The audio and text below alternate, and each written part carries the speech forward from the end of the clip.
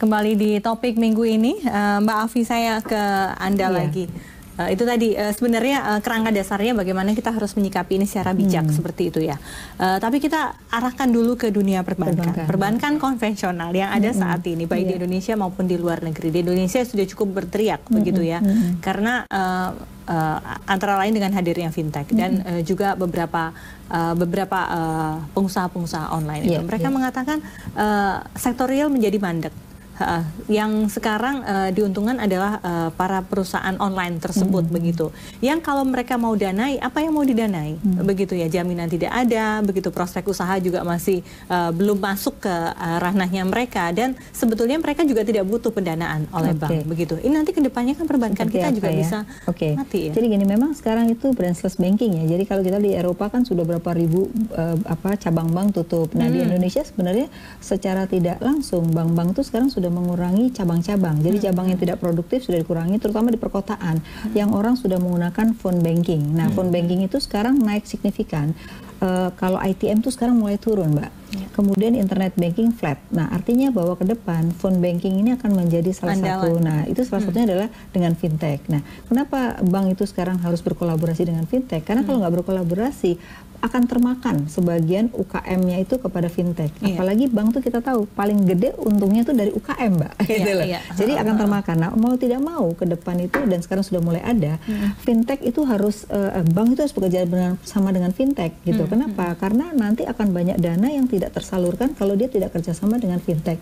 Dan yang kedua, fintech jadikan marketing. Tadi kalau ngomong Pak Makarim bilang jadi marketingnya bank. Jadi RM. Jadi eranya nanti itu justru bukan bank punya label fintech, fintech punya label bank gitu loh. Jadi ini saling berkolaborasi. Jadi menurut saya ini harus dimanfaatkan secara optimal. Karena buat apa bank bikin fintech sendiri? Itu satu, butuh waktu yang lama, butuh biaya yang lebih mahal. Betul. Sebenarnya boleh, tapi menurut saya waktunya cukup lama. Mendingan yang sudah ada itu bekerja sama. Dan menurut saya itu akan juga laba banknya tetap akan lebih sustain dibandingkan dia harus menjalani sendiri ya.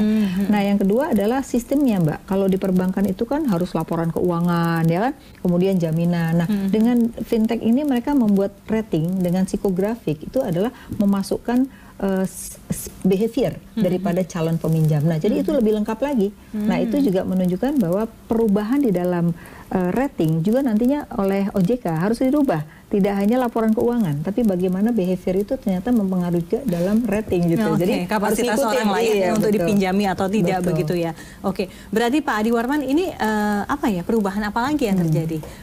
Bahkan perbankan sebagai tempat funding dan lending seperti itu ya, kita simpan dana dan juga kita meminta dana, mengucurkan kredit dan menyimpan dana, seperti itu akan berubah juga wajahnya. Betul. Saling membutuhkan lah. Bank butuh fintech. Karena fintech itu dia fungsi bank itu dipretelin sama dia kerjain satu-satu sehingga izinnya gampang, modalnya kecil. Sedangkan bank dia kerjain semua fungsi itu, akibatnya peraturannya ribet dan modalnya gede. Tapi satu sama lain saling membutuhkan. Yang paling dibutuhkan oleh perusahaan fintech untuk dalam hal P2P adalah funding. Karena P2P nggak boleh funding. Dia nggak boleh menghimpun dana masyarakat. Yang boleh menghimpun dana masyarakat bank. Sekarang bayangin kalau P2P, ada perusahaan P2P, dia kasih tahu saya mau ngasih bapak ini ratingnya, scoring sistemnya itu udah mengikuti bank X.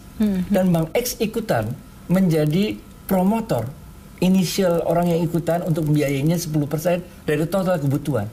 Maka individual itu menjadi semangat, yakin bahwa yang dibiayainya itu aman, karena pertama udah ratingnya pakai rating ilmu bank, kedua banknya juga berani ikutan 10% membiayai dari seluruhnya. Buat bank juga untung, karena dia nggak bisa membiayain seluruhnya 100%, dia cuma 10% doang. Yang lainnya dibiayai oleh peer-to-peer yang lain. Itu contoh untuk peer-to-peer. Kita ambil contoh berikutnya dari segi funding. Misalnya electronic money. Electronic money canggih, tapi dia ada batasan 10 juta, nggak boleh lebih dari 10 juta. Sekarang bayangin kalau dia kerja sama-sama bank. Kalau electronic money habis mesti top up, ribet bener.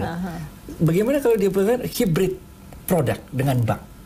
Hybrid ya. Setiap lebih dari 10 juta langsung transfer menjadi rekening tabungan bank. Begitu uang e-money-nya kurang dari 10 juta, langsung dari tabungan dia pindah ke e-money. Dia nggak sibuk-sibuk top up. Ini kerjasama juga hibrid yang menguntungkan perusahaan. Ini sudah dimungkinkan dengan regulasi yang ada bagaimana? Udah ini mah kalau mau terus terangnya mah klien kita lagi kerjaan begini. Memang begini kerjaan. Jadi saling menguntungkan. Tapi kalau kita mau marah-marah, mau ngomel-ngomel ya nggak jadi.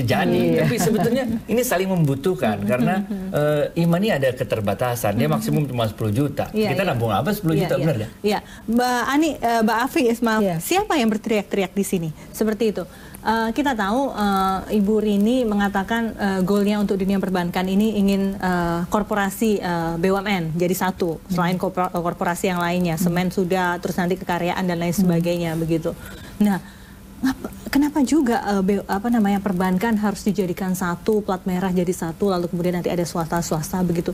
Kalau kemudian nanti perannya akan tergerus dengan teknologi semacam ini, termasuk juga fintech. Ya, kalau menurut saya sih nanti ini akan secara natur itu akan dengan sendirinya. Jadi akan ada konsolidasi perbankan. Menurut saya itu otomatis terjadi walaupun tidak termasuk ada aturan. Untuk bank-bank pemerintah. Baik bank besar, bank menengah, bank kecil ya. Tapi kalau bank pemerintah kan ini kan 4 bank ini banknya besar-besar. Masih buku 3, buku 4. Nah, biasanya sih yang survive itu buku 3, buku 4. Memang buku 1, buku 2 ini mau tidak mau apakah dia mau merger, apakah mereka mau menjadi bagian buku 3, buku 4, ini yang memang harus mulai dari sekarang supaya nilai mereka tetap tinggi. Tapi kalau nanti sudah kepepet, baru mereka memilih, itu biasanya harganya jadi jatuh gitu. Jadi menurut saya sih memang akan terjadi otomatis konsolidasi perbankan. Mungkin nanti jumlah bank hanya sekitar 50, 40 gitu. Nah, jadi yang 50 lagi, yang buku 1, buku 2 ini memang harus mulai memikirkan sekarang ini akan kemana gitu. Harus berinovasi. Betul. Jadi bukan hanya pribadi rakyatnya, tapi legal entity juga harus berinovasi. Bicara skala ekonomi kan tadi kan, bicara skala ekonomi itu ya memang kalah kayak sekarang aja misalnya.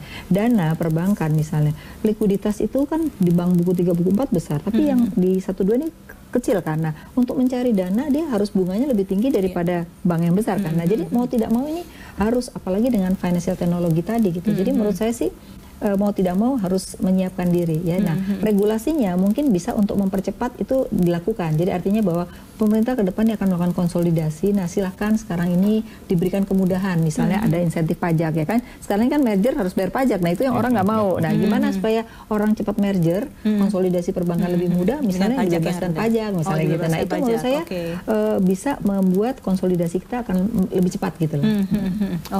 Kita juga membuka line interaktif untuk bisa berdiskusi bersama kami juga. Sudah adakah yang menelpon? Halo? Halo, selamat malam. Belum ada yang menelpon. Baik, kita harus break lagi. Kita akan kembali sesaat lagi.